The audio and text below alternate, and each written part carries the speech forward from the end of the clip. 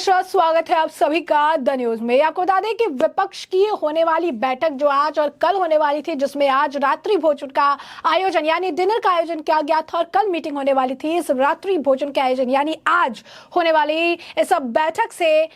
दो बड़ी पार्टियों ने किनारा कर लिया है। पहले शरद पवार की एनसीपी जो है इस पूरे मामले से किनारा करती नजर आई और वहीं कल ममता बनर्जी ने भी स्पष्ट कर दिया था कि वो आज होने वाली मीटिंग में नहीं शिरकत करेंगी। तो साफ तौर पर अगर आप देखेंगे, विपक्ष को बड़ा झटका है जो लगातार एक मंच पर लाने का प्रयास कर रही है ताकि 2024 के लोकसभा चुनाव से पहले विपक्ष को एक साथ मजबूत तरीके से दिखाया जा सके। लेकिन यहाँ पर उनका दाव उल्टा पड़ता नजर आ रहा है, क्योंकि एक साथ 2 दिन बैठने के लिए भी विपक्षी नेता तैयार नहीं है। और यही कारण है कि दो बड़े नेता ममता बनर्जी और शरद पवार ने आज के रात्रि भोज से यानी डिनर से किनारा कर लिया है। और ऐसी खबरें आ रही है कि हो सकता है कि कल सुप्रिया सुले और जो है एनसीपी यानी शरद पवार जो है और सुप्रिया सुले सहित ममता बनर्जी कल शायद जो है इस मीटिंग में शिरकत करें, शायद इस मीटिंग में वो शामिल होते। इस वक्त ये बड़ी खबर है, विपक्ष के लिए बड़ा झटका है कि आज की मीटिंग से शरद पवार और ममता बनर्जी दोनों ने किनारा कर रखा है। रात्रि भोजन का आयोजन किया गया था लेकिन इसमें वो शामिल नहीं होंगे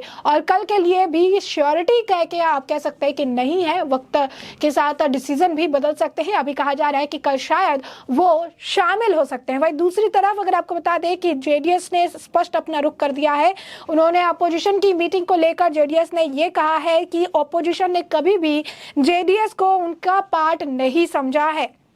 इसलिए जेडीएस उनके मीटिंग का पार्ट या फिर किसी महागठबंधन का पार्ट नहीं है। और जब एनडीए के इनविटेशन को लेकर बात की गई तो उन्होंने कहा कि एनडीए ने अभी उन्हें उनकी पार्टी को किसी मीटिंग के लिए नहीं बुलाया है और अब हम उस पर देखेंगे। यानी साफ तौर पर अगर कहें तो सूत्रों के हवाले से यह खबर है कि जेडीएस और बीजेपी का गठबंधन जो है देखने के लिए मिल सकता है। बीजेपी जल्द जेडीएस के साथ अपना गठबंधन बना सकती है ताकि आगे की रणनीति और अच्छे तरीके से की जा सके। वही दूसरी तरफ विपक्ष की दूसरी संयुक्त बैठक आज बेंगलुरु में होने वाली है, जिसे लेकर सभी विपक्षी के नेताओं की जो है पोस्टर भी बाहर लगाई गई है। और अब कहा जा रहा है कि कुमारस्वामी जो है वो एनडीए की मीटिंग अटेंड करेंगे, तो जो है कुमारस्वामी एनडीए की मीटिंग अटेंड कर सकते हैं। तो वही दूसरी तरफ अगर आप देखेंगे तो विपक्ष की ऑपोजिशन की मीटिंग में वो नहीं होंगे। ऑपोजिशन की मीटिंग से उन्होंने अब किनारा कर लिया है। तो आपको बता दें कि कर्नाटक की सियासत में सूत्रों के हवाले से यह बड़ी खबर सामने आई है कि जेडीएस नेता एचडी कुमारस्वामी एनडीए में शामिल होने के लिए बीजेपी के न्योते का इंतजार जो है कर रहे हैं और जेडीएस की ओर से एनडीए में शामिल होने के बदले में कर्नाटक के नेता विपक्ष का पद कुमारस्वामी को देने का प्रस्ताव भी रखा गया है। गौरतलब है कि एनडीए के नेतृत्व बीजेपी करती है और साल 2024 के होने वाले लोकसभा चुनावों में विपक्षी एकता की सुगबुगाहट के बीच बीजेपी ने कई चौंकाने वाले फैसले लिए हैं और 18 तारीख को बीजेपी एनडीए की भी बड़ी बैठक होने वाली है। सुहेलदेव भारतीय समाज पार्टी के अध्यक्ष ओम प्रकाश राजभर ने भी एनडीए ज्वाइन कर लिया है। इससे पहले हम पार्टी के जीतन राम मांझी का भी ऑलरेडी एनडीए अपने पार्टी में स्वागत कर चुकी है और इस दौरान कई और ऐसे लोग हैं, कई और आप कह सकते हैं कि जाने माने चेहरे हैं, बड़े लोग हैं, बड़े पार्टी के नेता हैं जिन्हें इस मीटिंग के लिए न्योता भेजा गया है और इससे लेकर वेस्ट से नॉर्थ से लेकर साउथ से हर व्यक्ति को जो है बुलाया गया है। इस मीटिंग में बड़े नेताओं को आमंत्रित किया गया है, अलग अलग पार्टी के नेताओं को बुलाया गया है और ऐसे में यह स्पष्ट है कि सब मीटिंग में जो लोग आएंगे उससे पहले विपक्ष को बड़े झटके मिलते रहेंगे। एक तरफ अपोजिशन है जो अपना आप कह सकती है एकता दिखाने का प्रयास कर रही है, लेकिन दूसरी तरफ एकजुट करने का प्रयास विफल होता नजर आ रहा है। और कहीं ना कहीं शरद पवार ने जिस तरीके से बैक किया है आज के रात्रि भोज से, इसे लेकर भी कई तरह के सवाल उठ रहे हैं। कारण इसके पीछे का स्पष्ट है कि अजीत पवार जो कि अब आप कह सकते हैं महाराष्ट्र की राजनीति में एक बार फिर पलटने के लिए जिम्मेदार और यूं कहिए कि एनडीए के साथ आ गए हैं और ऐसे में अजीत पवार एनडीए ज्वाइन करने के बाद शरद पवार से उनके आवास पर प्रफुल्ल पटेल के साथ मिलने पहुंचे थे कल और उनसे कई देर तक उन्होंने बातचीत भी की। बाहर निकलकर उन्होंने सिर्फ इतना ही कहा कि हमने जो भी कहा शरद पवार ने आराम से शांति से सुना, लेकिन उन्होंने कोई प्रतिक्रिया नहीं दी और आज की रात्रि भोज से उन्होंने किनारा कर लिया। तो कहीं ना कहीं ये कहा जा रहा है कि अगर लोगों की बात माने तो कमेंट सेक्शन में तो लोग ये भी लिख रहे हैं कि महाराष्ट्र ने अब कहीं ना कहीं महाराष्ट्र की राजनीति ने लोगों का मनोरंजन करने का ठिकाना जो है अपने सर उठा लिया है और यही कारण है कि जो है महाराष्ट्र की राजनीति में twist and turns, ups and downs लगातार देखने के लिए मिल रहे हैं। और ऐसे में शरद पवार ने जिस तरीके से किनारा किया है, कहा जा रहा है कल हो सकता है कि वो शामिल हो, लेकिन ये जो आप कह सकते हैं विपक्षी एकता के लिए बड़ा झटका है, क्योंकि अजीत पवार ऑलरेडी एनडीए के खाते में जा चुके हैं। और ऐसे में अगर शरद पवार का मन थोड़ा भी परिवर्तन होता है और अगर शरद पवार थोड़ा भी डगमगाते हैं तो ये एनडीए के लिए विन विन वाली सिचुएशन हो सकती है। तो वहीं विपक्ष के लिए अब तक का ये सबसे बड़ा झटका हो सकता है, क्योंकि लगातार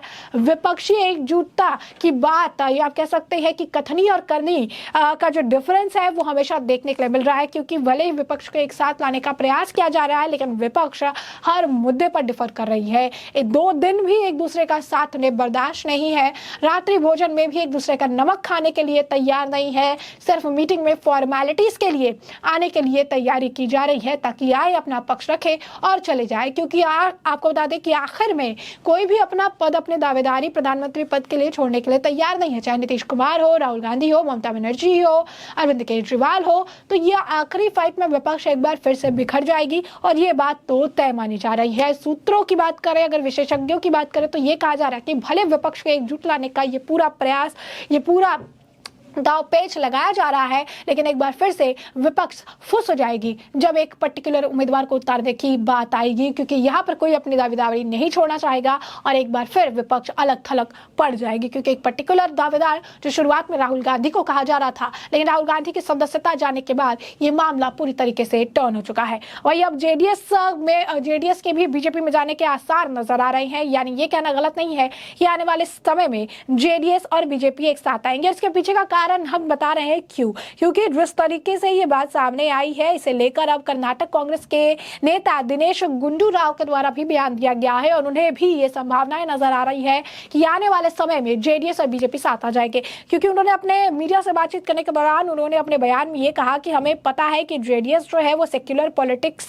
के लिए बनी ही नहीं है, क्योंकि वो उसमें भरोसा ही नहीं करती है। उन्होंने हमेशा बीजेपी के साथ गठबंधन रखा है और इसी वजह से ये कुछ नया नहीं है, कुछ इसमें अलग नहीं है। हमें लगता है कि जो टैग है उनका जनता दल सेक्युलर का, इसे चला जाना चाहिए। उन्होंने कहा कि उन्हें एक्सेप्ट कर लेना चाहिए कि वो पावर के लिए कुछ भी कर सकते हैं और उनके अंदर कोई भी जो है प्रिंसिपल नहीं है, कोई आइडियोलॉजी नहीं है और सिर्फ उनके लिए पावर जो है आप कह सकते हैं कि जो है मैटर करता है। और कुमार स्वामी के लिए भी सिर्फ पावर मैटर करता है और मुझे लगता है कि इससे जो है एक डीप इम्पैक्ट, एक बड़ा गहरा इम्पैक्ट जो है जेडीएस के ऊपर पड़ेगा कर्नाटक में, और ये कर्नाटक में जेडीएस के अंत की शुरुआत है। तो कहीं ना कहीं कांग्रेस भी समझ चुकी है कि जेडीएस ने जिस तरीके से किनारा कर दिया है, खुलकर सामने आ चुकी है, बयान दे रही है, इससे बात ये स्पष्ट है कि जेडीएस जो है और बीजेपी के साइड जो है बॉलिंग कर रही है और बैटिंग करने का मौका अब बीजेपी को मिला है। अब ये देखना दिलचस्प होगा कि बॉल तो भले ही जेडीएस ने बीजेपी के पाले में फेंक दी है,